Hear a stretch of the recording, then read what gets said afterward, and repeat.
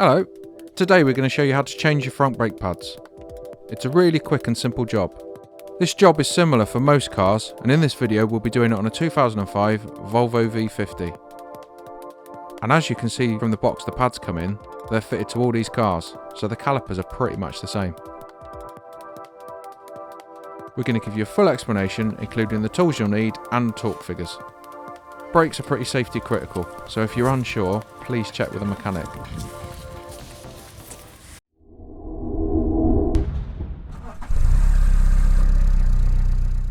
Right then, tools and equipment. This is what you need. Firstly, the brake pads, some red rubber grease to lube the caliper pins, some cord or tough string, a breaker bar, a ratchet,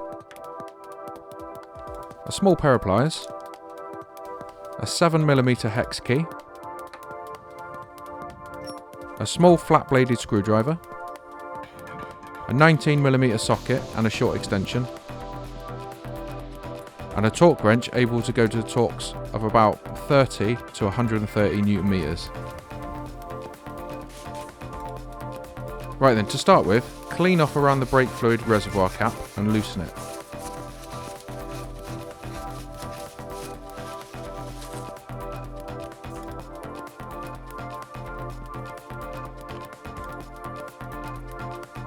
Wrap some rag around it just in case any fluid comes out when you push the caliper pistons back in. If your reservoir is full, it's probably a good idea to take some out. Crack off the wheel nuts with a breaker bar while the wheel is on the floor.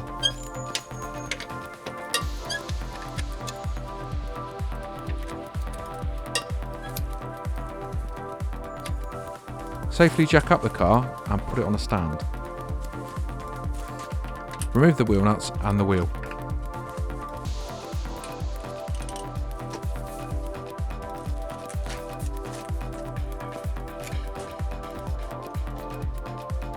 Turn the steering to give you better access to the caliper.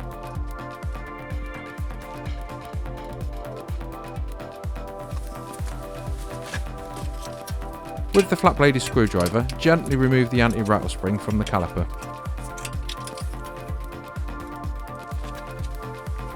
With the flat bladed screwdriver, pop the caps off the caliper slide screw covers.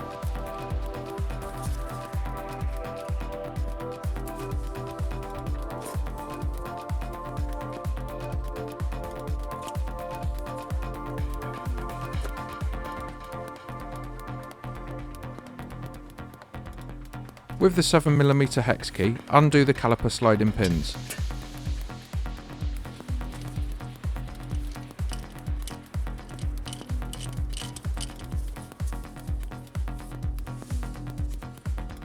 Once they're unscrewed, use your screwdriver to gently tease them out enough to give you enough space to remove the caliper.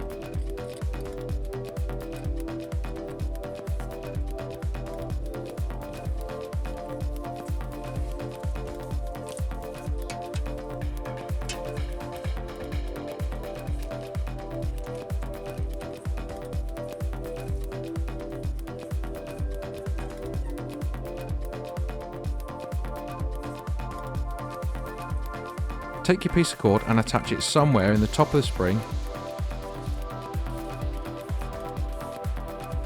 and make a loop hanging down at around the same level as the caliper top sliding pin.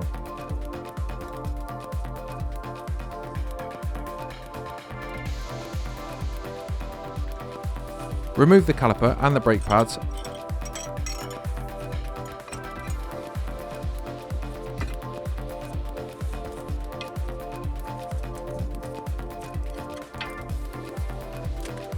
and hang the caliper on the cord loop.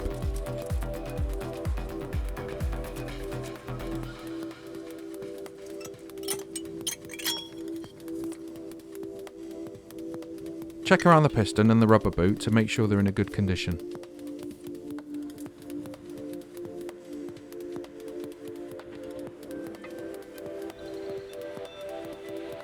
Then push the piston in until it's fully retracted. If you can't do it by hand, use a rewind tool or a G-clamp.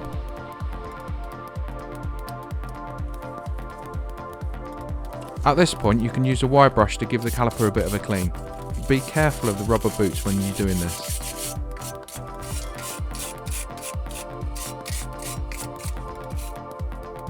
One by one, remove the sliding pins and give them a bit of a clean.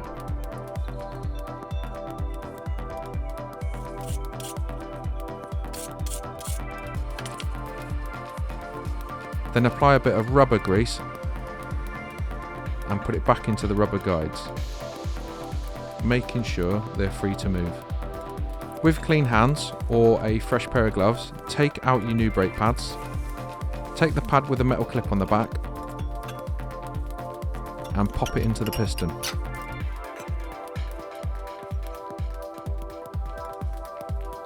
Next, place the outer pad without the metal clip on into the caliper. If your pads haven't got an anti-squeal backing on them, you can apply some copper grease to the back of the pads. Unhook the caliper, making sure both sliding pins are retracted, and reassemble the caliper.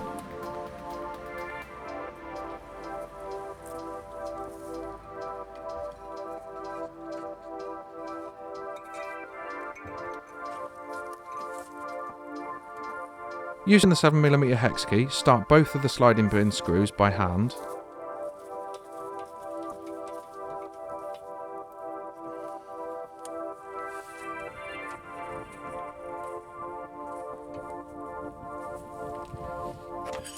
Then ratchet them up.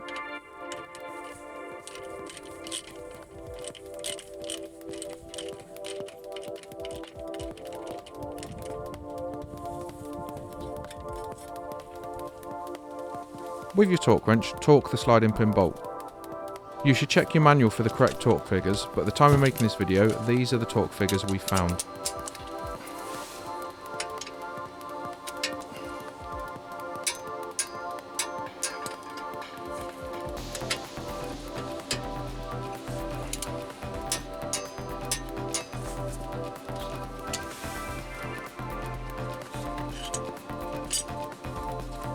Once they're torqued, pop the caps back on.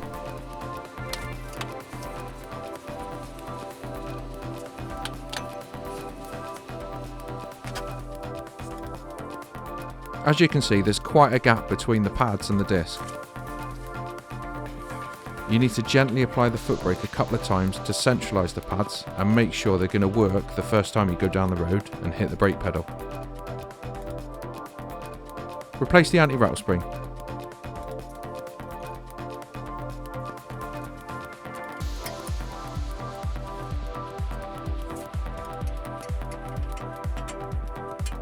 This can be a bit tricky, and using a pair of pliers and a screwdriver handle can make it a bit easier.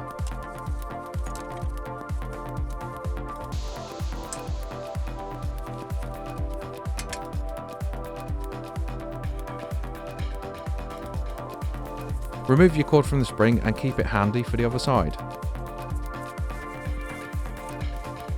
While everything's exposed, it's a good opportunity to check the parts you can see for any damage or wear, like the CV joint boots, bushes and other suspension components.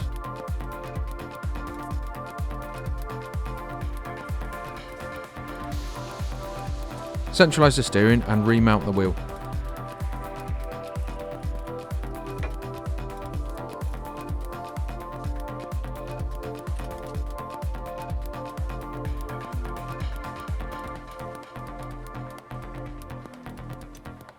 Tighten the wheel nuts by hand and then with a ratchet.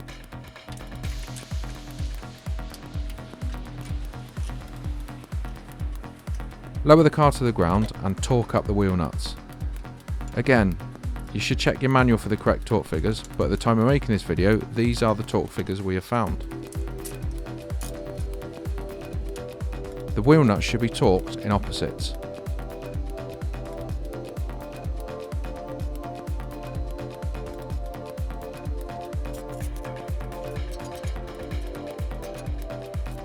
Once you've torqued your wheel nuts and you've done your brake pads on both sides,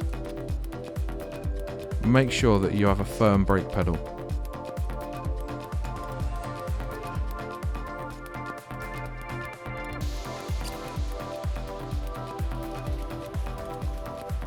Tighten the brake reservoir cap and check the fluid level.